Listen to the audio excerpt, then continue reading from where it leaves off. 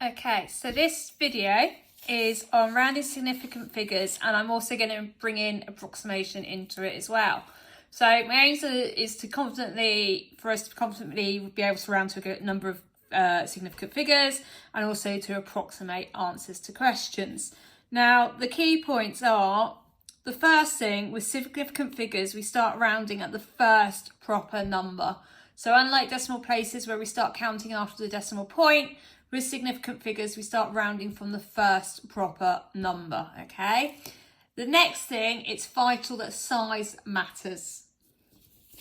So the easiest way to do this is to actually show you through some examples. So example one is we are going to round 17,468 to one significant figure. So I have the number 17,468 and I want to round it to one significant figure. So that means 1. And then I need to think, is he going to stay a 1 or is he going to go to a 2? Well, he's going to round up to a 2. Okay, because the number next door is 5 or more. But as I said, size matters because 17,468 is nothing like 2.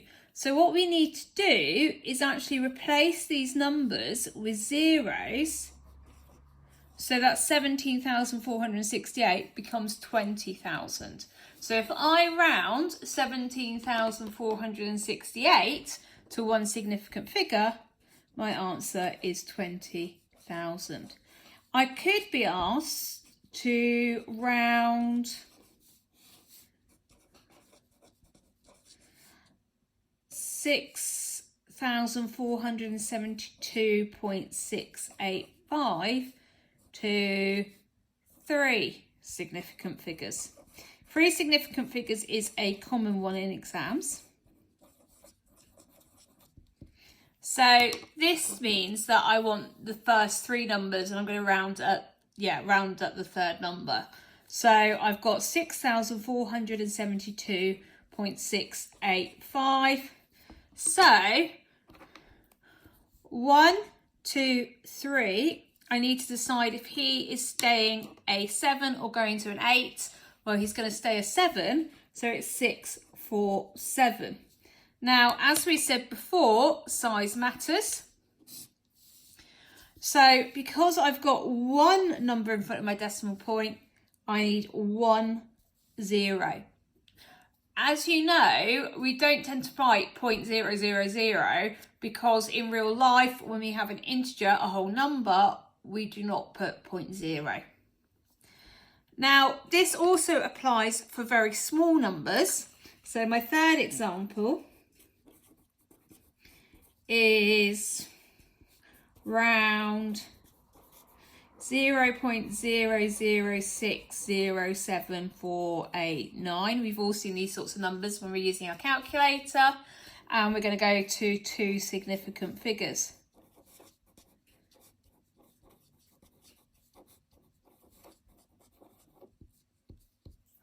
So now our first proper number is the 6 here, because else, if we did it to 2 significant figures and we started counting from the first thing, 1, 2, it would be 0. Now, in things like medication and in like microscopes and stuff, we are dealing with very, very small numbers. So we round them to make more sense, but we also need to make sure that we think about that there is that amount in there.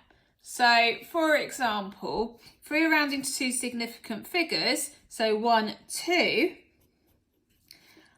is that going to stay a 0 or is he going to go to a 1? Well, this sort of time, I'm going to write out the full number again. So we said our 6 is our first proper number, so 1, 2. Is he going to stay a 0 or go to a 1? He's going to go to a 1.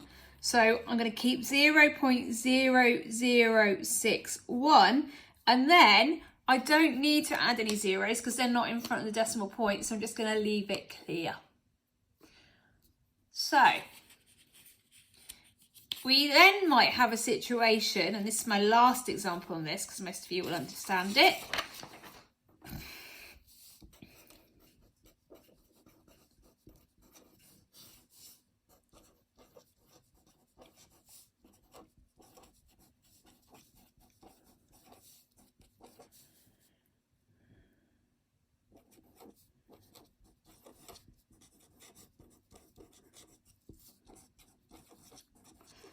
Now, this situation is, I'm just going to round it to 3 significant figures. We often see this in an exam question. So I've got the number 3.678496. And you just start counting at your first proper number, which is the 3. So 1, 2, 3. Is he going to stay a 7 or go to an 8? He's going to go to an 8. So therefore, my answer is going to be 3.68. And again, because these numbers are after the decimal point, we don't need to put any zeros. Now, the second bit of this video is going to be about approximation and estimation. And first of all, the key points. Now, the most important thing is when we approximate or estimate, we round everything to 1 sig fig. Everything. It's the law. Unless it's to 1 sig fig already. So if they said 8, 8 would already be to 1 significant figure, so you don't need to make any changes. The next thing is that you round everything first, then do the calculation. The reason being is people kind of tend to round a couple of things and think, yeah, this is really easy, and then mess up. So you round everything first. The one beware I have is this is not the same as when we estimate the mean from a table. The reason that's an estimate is because we don't know the actual results, okay? So this is completely different to when you see estimate the mean. So this is when you see a question, it says approximate or estimate, and it is not linked to averages. So it used to be quite easy. So we used to have an example like the one here. Now, as I said, we're going to round everything first to 1 sig fig. So step 1 is we round everything to 1 sig fig. So 1 is my first number. Is he going to stay at a 1 or go to a 2? Or he's going to stay a 1. So he's going to be 100. Is this going to stay a 6 or go to a 7? He's going to stay a 6. But remember, because the size matters, that's why I've added my 2 zeros here, because there was 2 numbers there. And that's why I'm going to add 1 0 here. We're then going to divide it by, now, is he going to stay a 2 or go to a 3? He's going to stay a 2. And because of my 4, I need 1 0. So I've rounded everything first, and then I do my calculation. So 6 times 1 is 6. I need 1, 2, 3 zeros. And then I've got 20 on my bottom. If there's a 0 on top and a 0 on bottom, we just cross it off. So I'm actually looking at half of 600, which is 300. So that's a nice, easy example. We might get something though, like this one, where it says estimate 2.64 times 3.7 over 0.497. So again, we're going to round everything first to 1 sig fig. So is he going to stay a 2 or go to a 3? He's going to go up to a 3. Is he going to stay a 3 or go to a 4? He's going to go to a 4. Is he going to stay... Now, this is my first proper number. Is he going to stay a 4 or go to a 5? He's going to go to a 5. So, there's lots of ways you can do this. And I'm going to use the fish method, which a student pointed out to me years ago now. So 3 times 4 is 12 over 0.5. And it's called the fish method because his surname was Fish. So I always call it the fish method. Now, I now need to think about how I'm going to get rid of this 0.5. But if you think, if I times 0.5 by 2, I get to 1. And with fractions, what you do to the bottom, you do to the top. So if I times this by 2, I get 24. Well, 24 over 1 is 24. And it's probably the easiest way, if you forget that dividing by half is the same as 12 by 2, It's just to kind of use your equivalent fractions. And it really comes into play with my next example. So my next straightforward example is here. So again, I'm going to round everything to 1 sig fig. Is he going to stay a 3 or go to a 4? He's going to go to a 4. Is he going to stay a 7 or go to an 8? He's going to stay a 7. Is he going to stay a 1 or go to a 2? He's going to go to a 2. Now, so 4 7s are 28 over 0.2. And this is where it's really interesting, because there's a lot of ways you could do this. You can multiply it by 5 top and bottom to get up to 1. Or, so if I timesed it by 5 top and bottom, so 28 times 5, well, 228 times 10 is 280, so that's 140, which is 140. Or I could, if we go back to this point, I could actually times my top and bottom by 10. And I'm going to get 280 over 2. Well, half of 280 is 140. So the important thing is you show how you've got there. Because look, you can do 2 different methods and end up with the same answer. So it's not necessarily freaking yourself out about, oh my God, what way should I do? It's thinking, how do I get this denominator, the number on the bottom, to something that I can deal with? Now, sadly, since the new examinations, we are in a situation that we are getting more and more worded questions. So this is one of I've got 2 questions to do. Lucy has 24 goats. Each goat produces 2.7 litres of milk a day. Every week, Lucy puts the milk into half-litre bottles. Estimate the amount of bottles she'll need per year. So I've got 24 goats. I've got 2.7 litres a week. How many bottles she'll need per year, and into half-litre bottles. Now, this is where we need to think carefully, and you might get 2 different answers for this, but as long as you show where it is, the exam board will allow it. So, Lucy has 24 goats. So, if we round that to 1 sig fig, she's got 20. Each goat produces 2.7 litres. Well, if we round that to 1 significant figure, it's going to be 3. Every week, Lucy puts the milk into half-litre bottles. So a half-litre bottle is 0.5 litres. Estimate the amount of bottles she'll need per year. So there are 52 weeks in a year, but that is not to 1 sig fig. So if I round it to 1 sig fig, it's going to be 50. So I've rounded and I've shown clearly that I know what I'm doing. I'm then going to do my calculation. So first of all,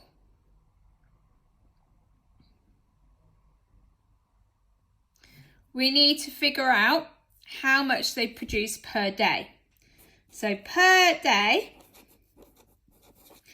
it's 20 goats times 3 litres, which is 60 litres. So if that's per week, now per week is 7 days in a week. Now the situation is that is already to 1 significant figure. So I'm going to do 60 litres times 7. So 6 times 7 is 42, and I need a 0. So it's 420 litres per week. I then need to think about, and at this point you can think about whether I'm going to figure out how many litres of half-litre bottles I use a week or how much I produce in total. It's not going to make a difference. So I'm going to put the number of bottles per week.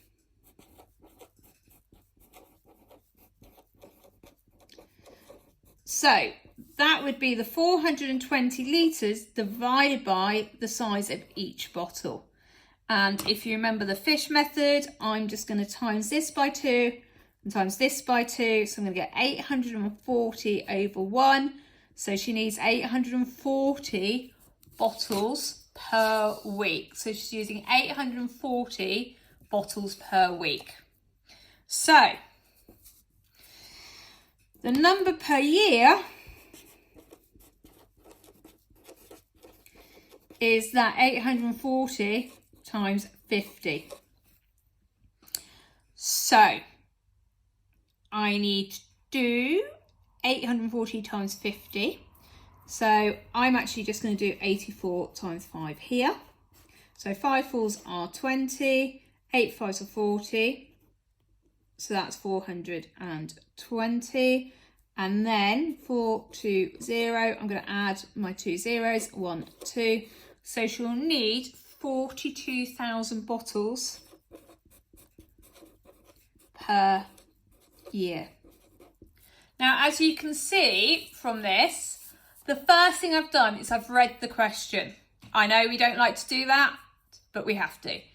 I've then taken each bit of information and I've rounded it all to one significant figure. And you get marks for rounding to one significant figure. I have then shown all my workings, to be able to work out how much I'm going to be using, okay? So it's using words as well as numbers to show that I know what I'm doing, and these are getting to be worth quite a lot. The last example I'm going to do is, again, a new style question. So we're going to estimate the area. So first things first, I'm going to round these two. So he's going to go to 6 centimetres. He's going to go to 8 centimetres. So if I look at this shape here, I'm in a situation where I've got a rectangle that is 8 by 6. So 6 8s are 48. I'm going to put rectangle.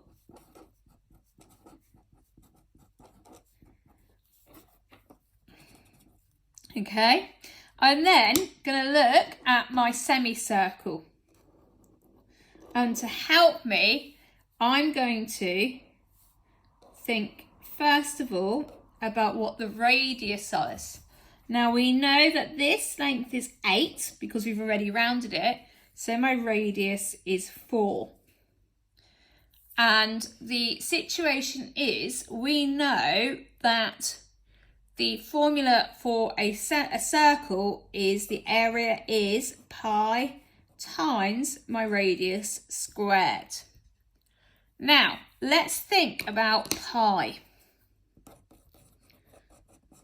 Okay, now pi is technically 3.1415 . Okay, it goes on forever, it's infinite. There are some people out there that have learned it to X number of decimal places. I think they're a bit sad, but hey ho.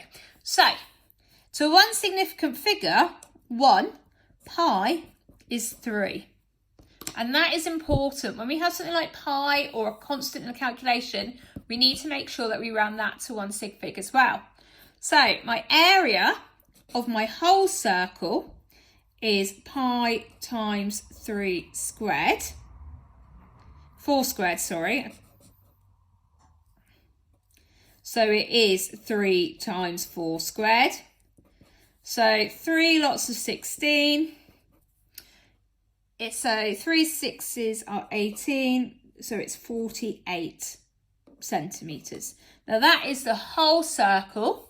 So therefore, my semicircle is 28 centimetres. So my total area is the 28 plus my rectangle, which is 76 centimetres squared. And remember, because it's area, it's in squared. So again, I've rounded everything first and then thought about my calculations. Pi is becoming particularly used in the exams. Now, the other thing that's coming out is part B. It's saying, is your estimate an over or an underestimate? You must give a reason for your answer. these are definitely coming in. You could get part A wrong, but you can still pick up the 1 mark for part B. Now, if you look here, I've gone from 8.4 down to 8. I've gone from 6.2 down to 6. I've gone from 3.14 down to 3. So therefore, it will be an underestimate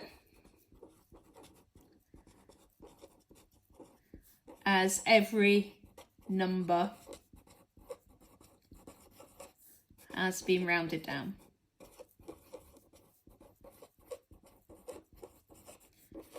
So even if you get stuck on this bit or on a worded question like we did before, you can still pick up that mark, and remember, marks mean prizes. So that's all you need to know about significant figures and approximation.